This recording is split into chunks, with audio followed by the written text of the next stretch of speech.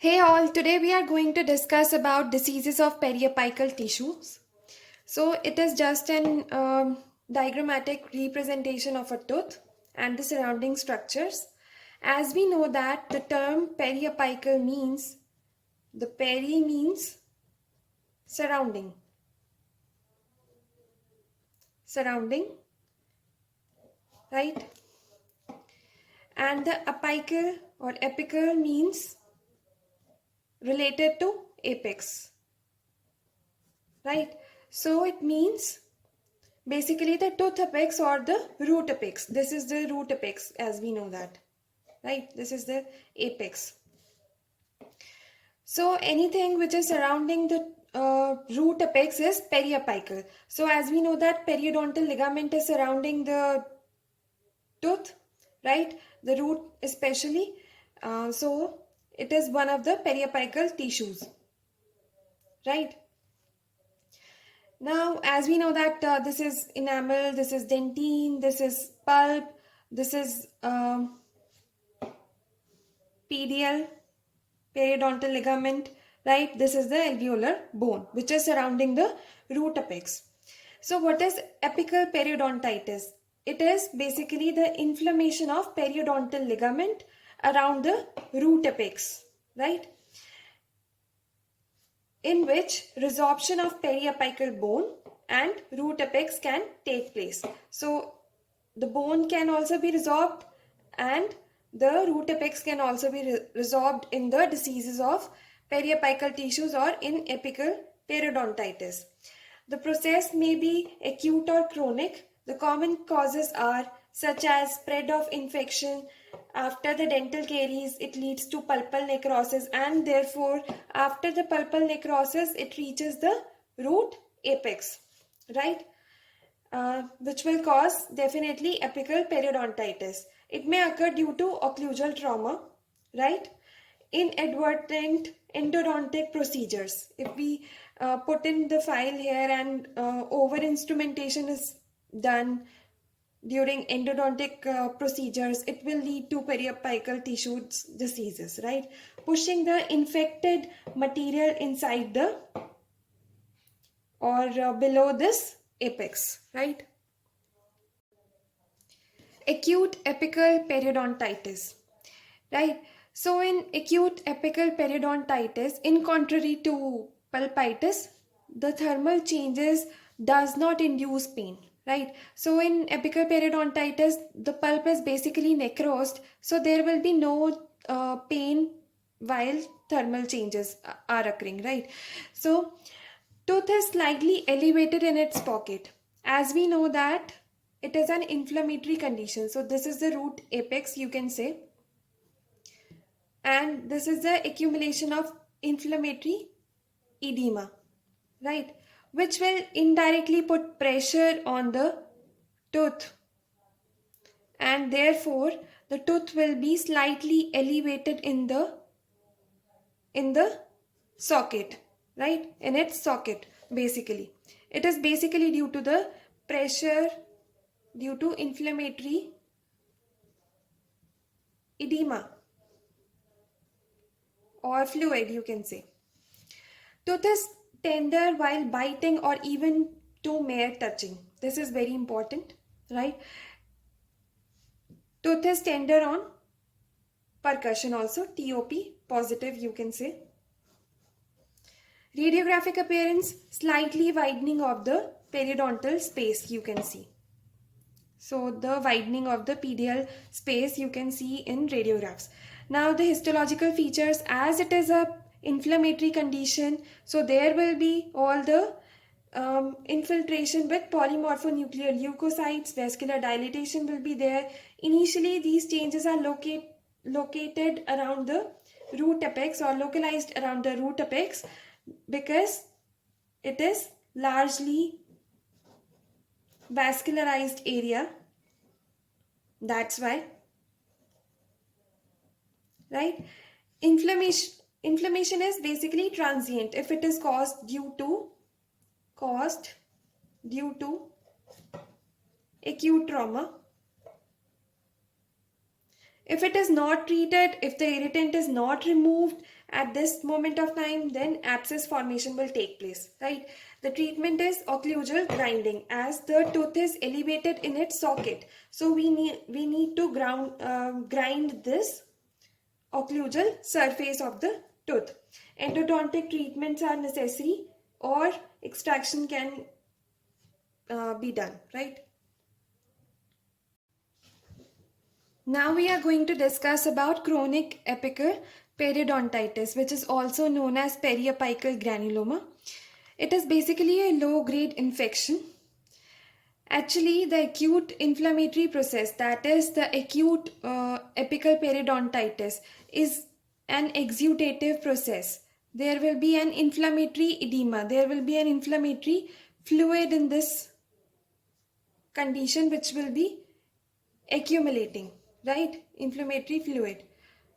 But in chronic inflammatory process or disease, it is a proliferative disease. That's why we call it as periapical granuloma.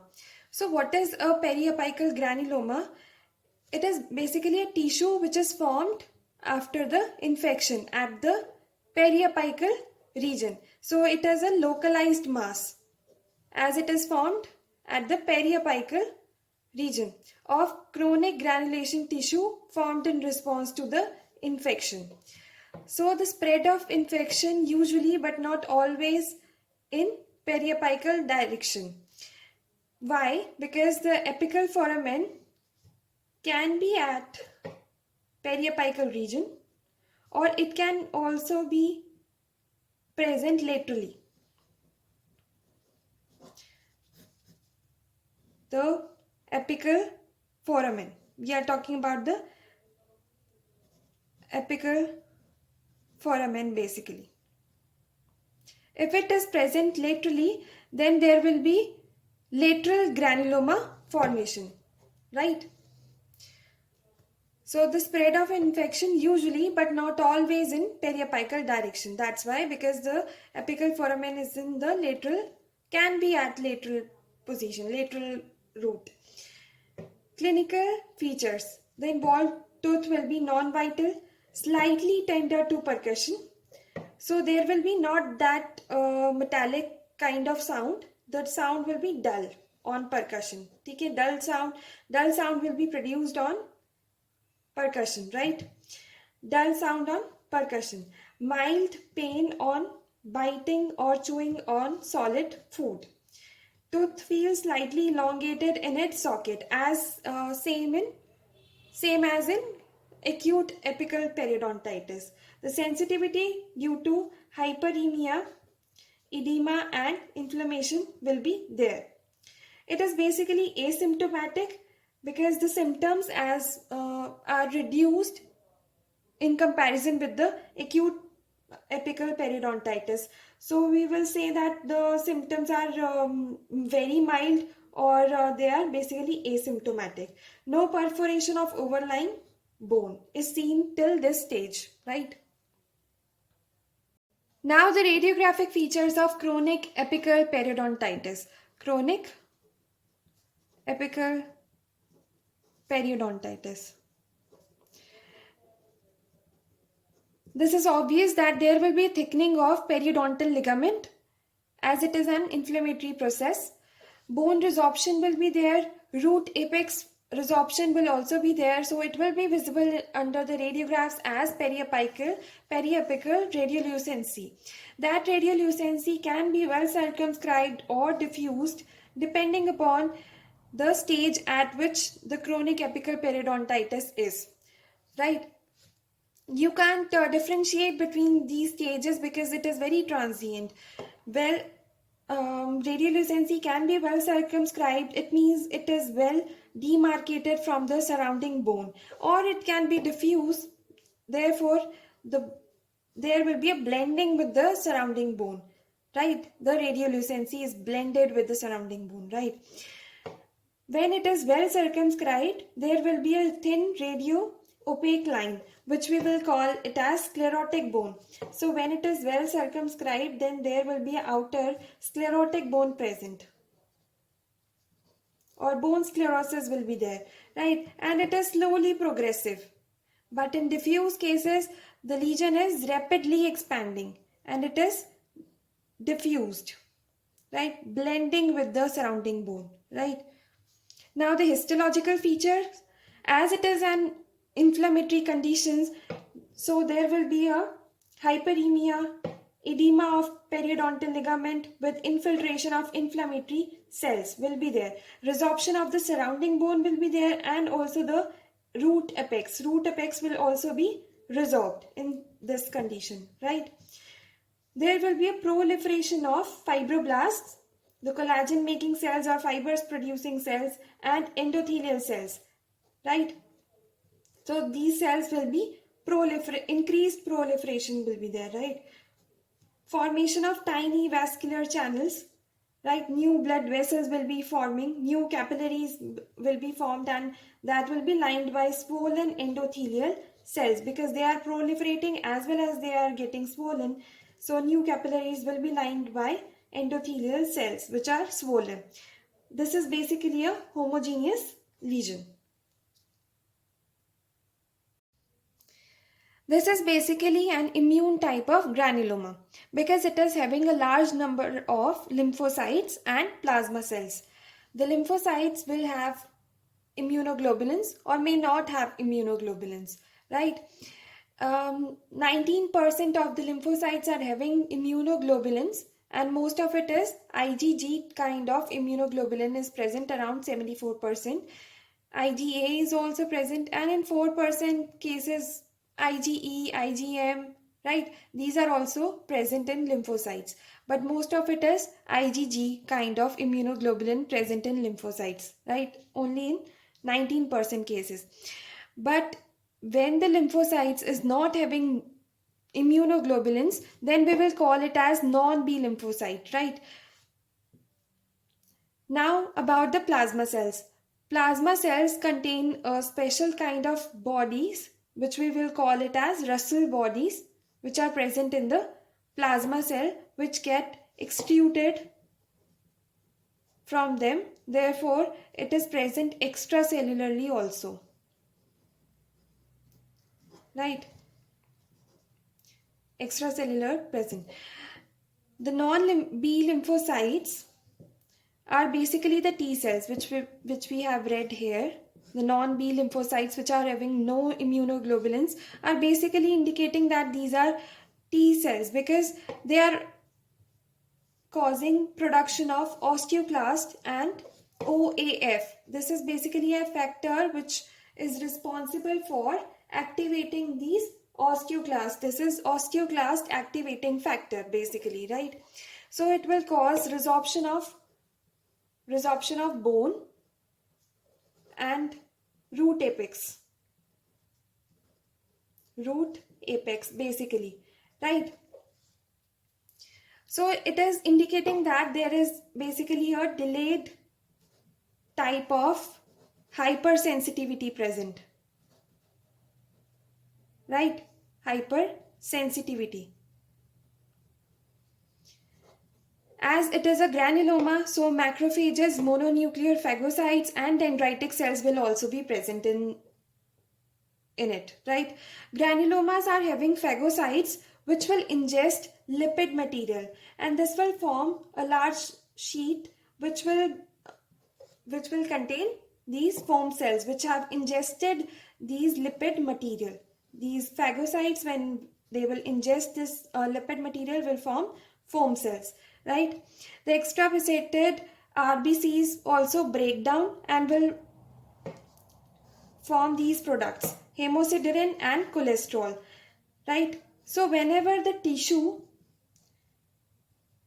is prepared for histological features under the microscope, so this cholesterol will form these cholesterol clefts.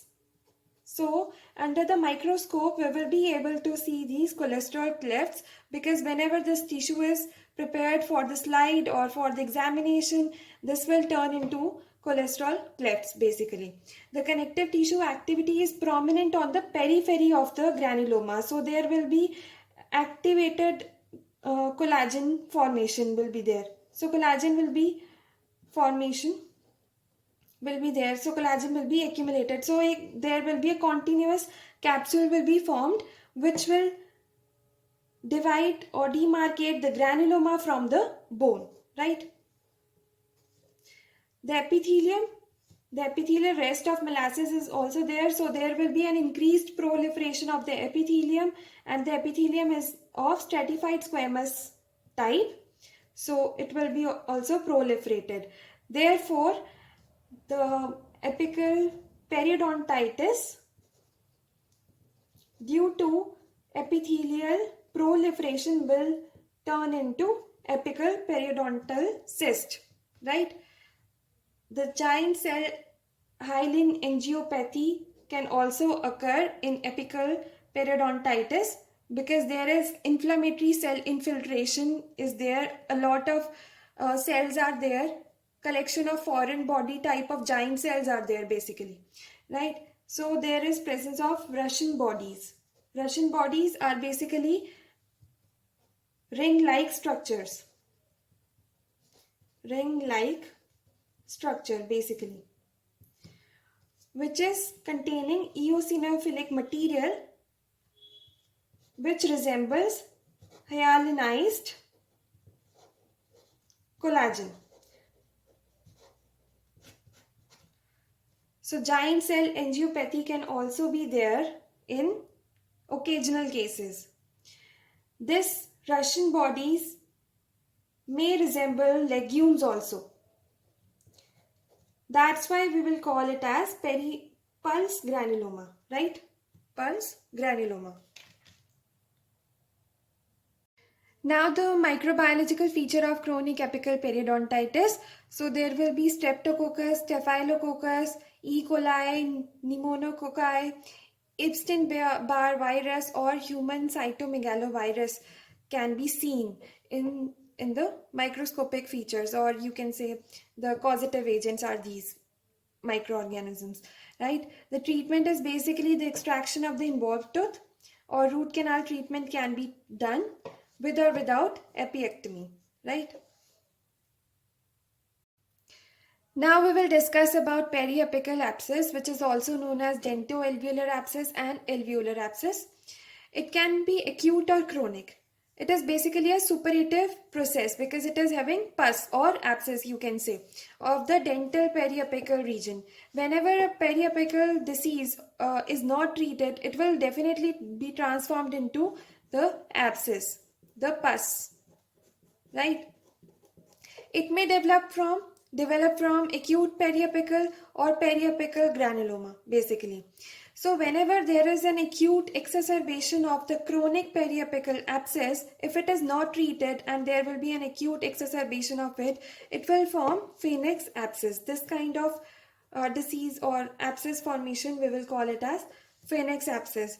The causative agent as seen in periapical abscess under PCR is Treponema denticola, right, in most of the cases. Now the clinical features of periapical abscess, there will be a tenderness of the tooth in acute cases, right? In acute abscess, periapical abscess, there will be tenderness of the tooth, which is relieved by application of the pressure. The patient will tell you that there is pain in this tooth and it is relieved only by applying pressure over there, right? Extremely painful and slightly extruded from its socket, right? The systemic manifestations can also occur. Regional lymphadenitis will be there or fever will be there. Rapid extension to the adjacent bone marrow spaces, which will definitely cause acute osteomyelitis, right? But in chronic cases, chronic periapical abscess, no clinical features will be there, no signs and symptoms will be there such as pain, tenderness, right? The lesion will be well circumscribed. The area of suppuration will be there, right? Now the radiographic features. In acute periapical abscess, as it is a very fast procedure, so only slight thickening of the periodontal space is seen in radiographic features, nothing else. In chronic cases, chronic periapical abscess, radiolucent area at the apex is seen, which may have ill-defined borders, right? The histological features shows that there will be an central area of disintegrating polymorphonuclear leukocytes will be there. As it is inflammatory process, dilatation of blood vessels will be there in the periodontal ligament, right? Marrow spaces, there will be an inflammatory cell infiltrate, right? Very important. Now the treatment part is like there should be drainage of the abscess should be done as soon as possible, right? ASAP. So to do that, there are two procedures. Either you should extract the tooth, or you can do is open the pulp chamber and drain the abscess, right? Thank you.